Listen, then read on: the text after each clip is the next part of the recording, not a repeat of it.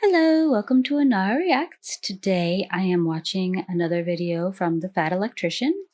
This one was a subscriber recommendation, and it is the most gangster Marine of all time, Dan Daly. So let's see what makes him so gangster. All right, go ahead and make your prediction now. Who would win in a fight? 200 Kung Fu practitioners with melee weapons, or one Marine with a machine gun? Today we're talking about the most gangster Marine ever. A man so remarkable that General Lejeune himself would declare him to be the most outstanding Marine of all time. A man that was so fierce on the battlefield that General Smedley D. Butler, one of only 2 Marines to ever receive the Medal of Honor twice, would declare him to be the fightingest Marine he ever knew. Ladies and gentlemen, the only other Marine to receive the Medal of Honor twice, Sergeant Major Dan Daly. Born in New York on November 11, 1873, Dan Daly would grow up competing as an amateur boxer as well as working as a paperboy. And while working as a paperboy might seem like the useless details you throw in at the beginning to humanize the main character, in this case it's anything but, because him working as a paperboy would create a butterfly effect through time that would change the US military as a whole. You see, you gotta remember that this is the late 1800s and information and news didn't spread the same way it does today. So working as a paperboy back then meant that he always got the newspaper, meaning that he had more information at his fingertips than 99% of the population. Because of this, he would be able to closely follow the exploits of future President Theodore Roosevelt and his famous Rough Riders all throughout the Spanish-American War. And this would go on to be his inspiration to join the US Marine Corps, hoping that he too would be able to fight in the Spanish-American War. So that's exactly what he would do on January 10th, 1899, when Dan Daly would enlist in the United States Marine Corps at the age of 16 years old, coming in at only 5'6" and 135 pounds. But hey, as the old adage goes, it's not about the size of the dog in the fight, it's about the size of the fight in the dog. You see, the real problem here wasn't his stature, but the fact that he joined to fight in the Spanish-American War, and the Spanish-American War ended on December 10th, 1898, exactly 1 month prior to his enlistment date, but the news hadn't spread that far yet, so he ships off to training anyways. So fast forward, he finishes up training, realizing the Spanish-American War is over. He's kind of like, meh, I mean, the Spanish got off lucky, can't help it. I mean, let's face it, I'm gonna get the action I'm looking for at some point, right? This is America. We've been a country for like 124-ish years at this point. We've been not in armed conflict for all of like 45 seconds at this point. Surely something's gonna pop up soon. So he ends up getting put on ship duty over in the Asiatic fleet on the USS Newark. And sure enough, like after a month of being there, the Boxer Rebellion breaks out, and guess whose ship is the closest one to be able to respond? Dan Daly. All right, real quick, oversimplified explanation of what the Boxer Rebellion is in case you have absolutely no idea. At this point in time, China had really just been opened up to the rest of the world, and foreign influence is just flooding in. You have Western businesses going in there trying to make money. You've got Western governments going in there being like, hey, you guys want some democracy? And then you had missionaries going in there also trying to spread Christianity. And all of this influence came so fast, so quick, that a large portion of the Chinese population felt that it was too much, too soon, and they started to push back and started a nationalist movement. Part of this nationalist movement was a bunch of young men that practiced Kung Fu. Now, to somebody from the West, Kung Fu looks an awful lot like shadow boxing, so they just referred to these young men as boxers, hence the term Boxer Rebellion. These boxers got together, started their own little club called the Society of the Righteous and Harmonious Fist, and then proceeded to run around beating the shit out of and or killing every foreign diplomat, businessman, and missionary they could find. And it is at that point that the Marines get sent in. So Private Daly and the rest of the Marines show up to Peking, China, which would later go on to become known as Beijing, the capital of China, at which point they promptly and immediately take over a large legation center on the southern border wall of the city, known as the Tartar Wall. They then gather up all the refugees they can find, get them inside the legation center, and set up a defensive perimeter. Things are going well, now we're just waiting for reinforcements. Problem, hours and hours go by, the reinforcements don't show up, and it's about to be dark out. So at this point, the Marine leadership's thinking like, hey, the reinforcements are definitely on the way, they wouldn't just leave us here, which means the reinforcements have gotten lost because, I mean, let's face it, if there was ever a time or a place where the directions of go to the giant building on the big fucking wall wasn't specific enough, it would be in China, right? I mean, they're known for their big ass walls. It's kind of their thing. No kidding. So they're lost out there. We need to go find them before nighttime. Otherwise, they're going to get ambushed by like 1,000 of these Kung Fu guys, and they're all going to get killed. So we're all going to leave, go find the reinforcements, and come back. Private Daly, you're going to stand guard here by yourself. Now, I don't know what the logic Really? was behind this. I don't know if it was like, fuck Private Daly, he's the new guy, he can have the shitty job, or if it was like, hey, Private Daly's a new guy, this mission's really dangerous, let's leave him here where it's safe, or maybe they knew he was the main character and that he had plot armor. I have no idea. Either way, Private Daly is now effectively playing goalie for America for all of these refugees. So sure enough, like an hour after all the other Marines leave, hundreds of Boxer rebels show up and they're looking for a fight. Now, a couple of them have guns like muskets and stuff, really outdated weaponry. By and large, they're all carrying traditional Chinese martial arts weapons like swords, bow staffs, what have you. Some of them are even just rocking the old meat mittens, but they're looking for a fight either way. And this is shaping up to be one of the most ridiculous battles of all time. I mean, this is the type of stuff you get drunk at the bar and ask your buddy, like, hey, you think you could take on all 300 Spartans if you had a machine gun? Like, that's exactly what's about to go on here. I mean, in one corner, you've got an 18-year-old Marine with a machine gun, and in the other corner, you have 200 martial artists with, like, bow staffs and shit. You literally have gun fu versus kung fu, okay? And here's the kicker with the entire thing. The Society of the Righteous and Harmonious Fist legitimately and wholeheartedly believes that their martial arts training has made them impervious to bullets. Well, that's ridiculous. So this entire horde of Kung Fu fighters just starts running at Daly as fast as they can as he opens fire with his machine gun, and they fight well into the night. The rest of the Marines were a couple miles away. They found the reinforcements, but now it's too dark for them to travel in this rioting city at night safely, so they've adopted a little defensive position, and they're just holding position until daylight. They're literally forced to just sit there and listen to the machine gun fire and the yelling and the screaming and machine gun fire, and then suddenly the machine gun runs out of ammo, and then there's bolt-action rifle fire, bolt-action rifle fire. He gets the machine gun reloaded. There's more machine gun fire, and this goes on for hours. And then it progressively just gets slower. There's less machine gun fire and less screaming, and less machine gun fire and less screaming, and then suddenly it just stops. At this point, the Marines have to accept the fact that their friend has just died courageously in battle, fighting an entire mob by himself because they left him alone, and all the civilians that they've been tasked with protecting are going to be slaughtered. And now all they can do is sit there and wait for the sun to come up. So the sun comes up and the Marines start making their way back to the legation center, but they're kind of dragging their feet because, well, they know what they're going to find. They're really just there to recover the remains of Private Daly and make sure that those are taken care of. And they start making their way there, and as they get closer, they're like, man, Private Daly really took out a lot of these guys. That's impressive. And they get closer and like, holy shit, he took out a ton of these guys. This is the most aerodynamic mass grave I've ever seen. And they get to the top of the wall, and there's Private Daly smoking his pipe, leaning up against his machine gun. And they're like, holy shit, you made it. He's like, yeah, why wouldn't I? Well, we heard the machine gun stop firing and we just assumed that you'd been killed. He's like, no.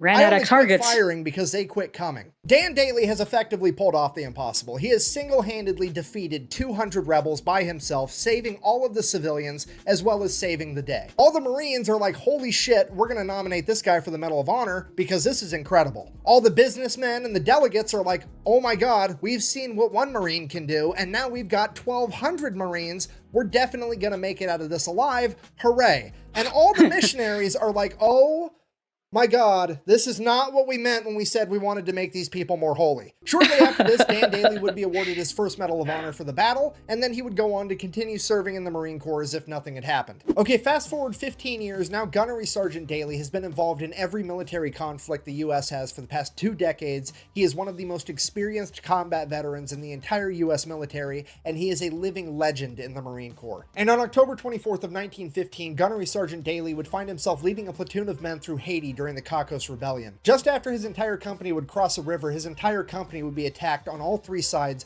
by over 400 Cocos rebels, forcing them to retreat back into the river. And while doing so, the horse carrying the crew-served machine gun would be shot and sink to the bottom of the river as the remaining Marines continued to cross the river before adopting a defensive position to repel the attack until nightfall. It is now pitch black outside, and Gunnery Sergeant Daly knows as soon as the sun comes up, they are going to get attacked again, and the only chance they have is to get that machine gun back from the bottom of the river. So he takes off by himself. Still fire after being submerged? Goes all the way back to the river and just begins diving to the bottom of the river, trying to find this dead horse with the machine gun strapped to it. And after hours of trying, he finally finds this horse, manages to go down, untie the machine gun, come back up for air, go back down again, getting pieces, ammunition, the gun itself, the tripod. He gathers up all of this stuff, gets it out of the river, and then straps it to his back and carries it back to his men. Bear in mind, That is over 200 pounds of equipment, and this guy is Lord. 5'6", 135 pounds, but he gets it done anyways. Now, Marines believe in a couple things when it comes to a gunfight. Number 1, bring a gun. Number 2, bring friends with guns. Number 3, decide to be aggressive enough, quickly enough. If you're not picking up what I put down, I'm trying to tell you that he is not about to use this machine gun for self-defense. He's about to use this machine gun for self-offense. First thing in the morning, he gets his men together. They launch an attack first, scattering the enemy into the jungle, retreating, and Daly has effectively saved himself and all of his men, earning himself his second Medal of Honor. Fast forward 2 years, June 1st, 1917, it's World War I, and Daly is now a first sergeant leading an entire platoon of young, inexperienced Marines into the Battle of Belleau Wood. If you don't know the Battle of Belleau Wood, the Germans are just rampaging through France, making a beeline right towards Paris. And at Belleau Wood, the US Army, the Marine Corps, the French Army, and the British Army all get together to stop the German military in their tracks. Now, this made it not only a strategic battlefield, but a symbolic battlefield, because how dare you stop the mighty German military? Now they're going to hit back twice as hard just to prove that it was a fluke. Because of this, right after they stopped the German military on June 1st, the French military is like, okay, we stopped them, let's take the W and head back to Paris and we'll fight from there. We don't want to get slaughtered in this wood line by the Germans because they're pissed. And it is at this point that the Marine leadership famously responded by saying, and I quote, "Retreat? Hell, we just got here." And then the Marine Corps pretty much dons their gas masks, fixes bayonets, and proceeds to fight their ass off for the next 26 days straight. Okay, here's what I need you to understand. On paper, the Marine Corps should absolutely not win this fight. They are both outnumbered and outclassed. The German military is one of the most veteran fighting militaries on the planet at this point in time, and the Marine Corps is primarily comprised of a bunch of 18-year-old kids that have never seen combat. However, leading those 18-year-old kids is a bunch of fucking badasses like Dan Daly. Okay, this video started with him being a paperboy from New York. He is now a 45-year-old man with 2 Medals of Honor that has been in the Marine Corps since he was 16 years old. This man is a grizzled veteran that has been there, done that, and has a t-shirt, and he is about to don his plot armor and fuck shit up. So the Battle of Belleau Wood kicks off on June 1st. Pretty much immediately, First Sergeant Daly's lieutenant gets shot, and he is now out of the fight, okay? Okay, if you don't know what that means, the officer is the one guy on the battlefield that sorta kinda pretends like he gives a fuck, and he is now gone. The regulator is off the war machine, and First Sergeant Dan Daly is now in charge of his entire company, unopposed. Fast forward, June 5th, German artillery strikes the ammunition depot, lighting everything on fire. Dan Daly leads his entire platoon in, sets the fire out, prevents all the ammunition from exploding, saves the entire battle. Fast forward 5 days, June 10th, the German machine gun squad would try to advance on Daly's company. Daly would get up by himself with nothing but 3 frag grenades and his Colt 1911, using the 3 grenades to disable the machine gun before approaching, shooting their commanding officer, killing him, and taking the other 14 Germans as prisoners of war. Fast forward a couple hours, still June 10th, Dan Daly looks around at the faces of the young men that he's leading through this battle, and they're looking tired. They're looking like this is the worst time of their life, and it is at this point that Dan Daly decides that he needs to get aggressive enough quickly enough. This battle's effectively been a stalemate for the last 10 days, and he's had enough of this bullshit, so he gets up, walks right out into the open in this wheat field that's functioning as no man's land between the Marines and the Germans. He looks at the Germans' line, turns around, looks at his Marines, and yells,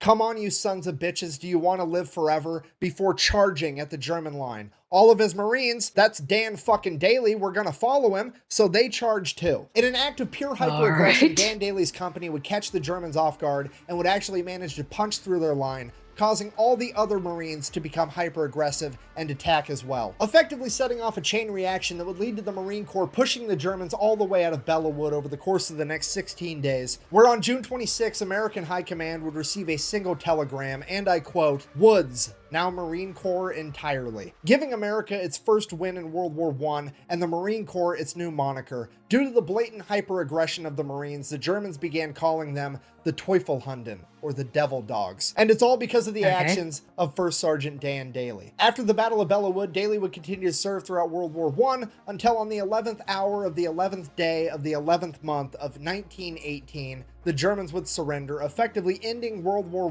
I, which is why in America we celebrate Veterans Day on November 11th, which is also, by sheer coincidence, I'm sure, Dan Daly's birthday. The guy's the main character. I don't know what to tell you. So then, because Dan Daly was like the badass at the Battle of Bellawood, he gets put up for yet another Medal of Honor, potentially becoming the first man in American history to pull off the Medal of Honor hat trick, getting the three-peat. Absolutely everybody that was there that day all signs off on it. His men, his chain of command, they do the paperwork, they send it off to DC to get this man his medal. Then the political side is like, no, absolutely not. We don't care if he earned it or not. It's not about getting what you deserve. It's about doing what we think is fair, and we don't think it's fair that he should get 3 medals of honor, so we're just not going to give it to him. What the hell do you mean fair? So go fuck yourself. So instead, they go ahead and they give him the Distinguished Service Cross and the Navy Cross, which, if you don't know, both of those are like tied for the second highest military honor, because apparently second plus second equals first, I guess. Anyways, so he gets those instead. And then, bear in mind, this is 1919, right after World War I. Like a month later in 1919, the military creates a new law that you're only allowed to earn 1 Medal of Honor. Okay, Dan Daly is so fucking gangster, they literally had to change the rules on how many times you're allowed to achieve the highest honor in the military. After World War I, he would retire as a sergeant major, having turned down becoming a commissioned officer on multiple occasions, citing that he would rather be an outstanding sergeant than just another officer. He would then go on to work as a bank security guard, where for 17 years he would be the living embodiment of the world's shittiest lottery ticket for anybody dumb enough to try to rob that bank. Could you imagine just being some bank robber trying to get some quick cash and you run into the most gangster Marine of all time? Okay, I'm just gonna throw it out there. He retired from being a bank security guard until 1936, and John Dillinger's bank robbing spree was from 1933 to 1934. So for a couple of years there was a significantly greater than 0% chance that the world almost got the ultimate clash of the bank robbing gangster and the most gangster Marine to ever live. And I'm going to go ahead and write that down in my book as the coolest thing to never actually happen. In conclusion, Mark Twain is frequently accredited with the famous quote, "It's not about the size of the dog in the fight, but the size of the fight in the dog," when in reality, it wasn't Mark Twain that said that first. It was actually Dwight D. Eisenhower, 5-star Army general and the 34th president of the United States. Somebody that would have known good and well who Sergeant Major Dan Daly was. And I think that maybe, just maybe, he had that 5'6", 135-pound devil dog on his mind when he came up with that quote. Thank you for watching. Best way to support the channel is go buy some merch at FatElectrician.com. Quack, bang, out. I cannot believe that my favorite character from Starship Troopers is actually based off Dan Daly, and I had no idea. Come on, you ape! You want to live forever? I expect the best. Okay. And I give the best. Here's the beer. Okay. Well, there you go. Definitely explains why Dan Daly is the most gangster Marine ever. I still don't understand why they felt the need to, one, deny him the medal that everybody wanted to give him. So what if he already had 2 of them? If he earned it, he earned it. 2, I don't understand why they would need to put a limit on how many of those medals a person could get in the first place. Again, if you earned it, you earned it. But there you go. Another informative and funny video from the Fat Electrician. If you have any recommendations for other videos to watch, drop it in the comments below, and I'll put a link to this original one in the description. And thanks for watching. Remember to hit like and subscribe.